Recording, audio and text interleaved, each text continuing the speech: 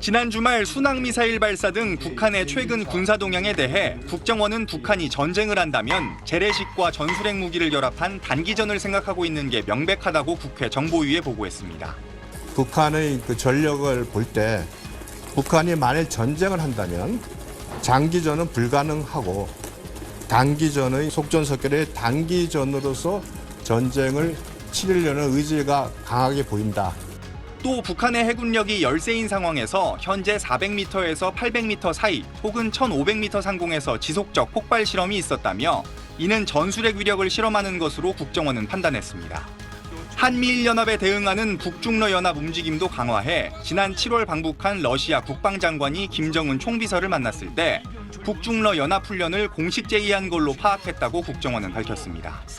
북한이 국내 공조 세력이나 지하망에 오염수 방류에 반대하는 활동을 하도록 지속적으로 지령을 내렸다는 설명도 나왔는데 해당 질의를 한 민주당 김의겸 의원은 특정 세력에게 지령을 내렸다는 의미가 아니라 북한 언론 매체를 통해 공개적으로 이야기를 하면 남한에 있는 사람들이 그 의미를 알아차리고 행동하지 않겠느냐는 취지의 답변이었다고 설명했습니다. 국정원은 김 총비서의 딸 김주애의 후계자설에 대해선 북한은 남성 위주 백두혈통에 대한 집착이 강해 현 단계에서 후계자로 판단하는 건 성급하다고 덧붙였습니다. SBS 박찬근입니다. 북러 정상회담을 위해 지난달 보스토치니 우주기지를 방문한 김정은 위원장은 발사체 구조와 추진력에 큰 관심을 보였고 이 우주발사에서 발사할 수 있는 제일 큰 대형 발사 추진력이 없는데 푸틴 러시아 대통령은 북한의 위성 개발을 돕겠다며 기술 지원을 시사했습니다.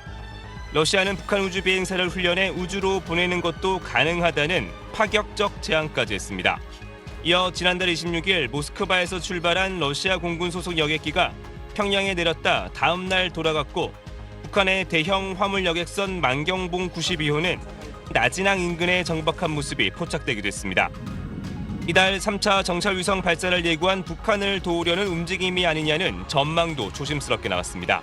직접적인 하드웨어 지원은 불가능하지만 발사 방식에 대한 조언을 바탕으로 발사에 도움을 받을 가능성은 있습니다. 2차 발사 실패가 북한 발표대로 비상 폭발 체계 오류가 아니라 엔진 성능 등 구조적 문제일 가능성도 배제할 수는 없습니다. 2단 엔진에 폭발을 했거나 이상이 있으면은 10월 발사는커녕 최소한 6개월에서 1년 이상 걸릴 수도 있습니다. 발사 성공을 자신할 수 없는 상황에서 러시아가 실제 기술 지원에 착수한 것인지 한미 정보 당국이 면밀하게 분석하고 있습니다.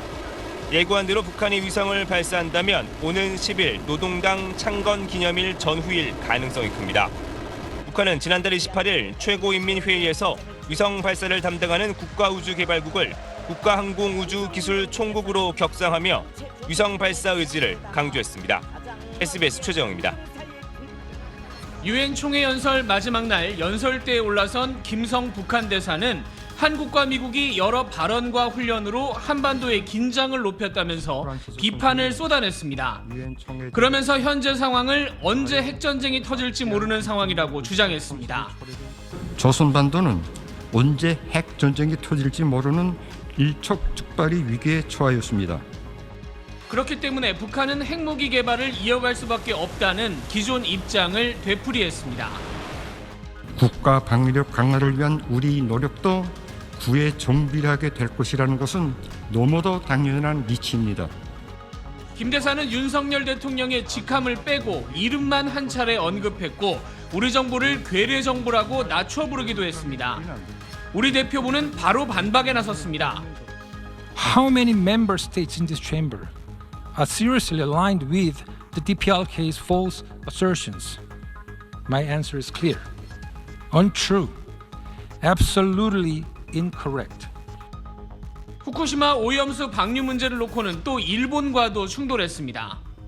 인류의 생명 안전과 해양 생태 환경에 돌이킬 수 없는 위해를 끼쳤지만 안전보장 이사회는 침묵하고 있으며 Japan is implementing 3 types of monitoring in a multi-layered manner with the involvement of the IAEA. 김 대사는 또 러시아와 무기 거래 가능성에 대해서도 주권국 사이의 관계 발전은 대한민국이 간섭할 문제가 아니라면서 반발했습니다. 뉴욕에서 SBS 김범주입니다.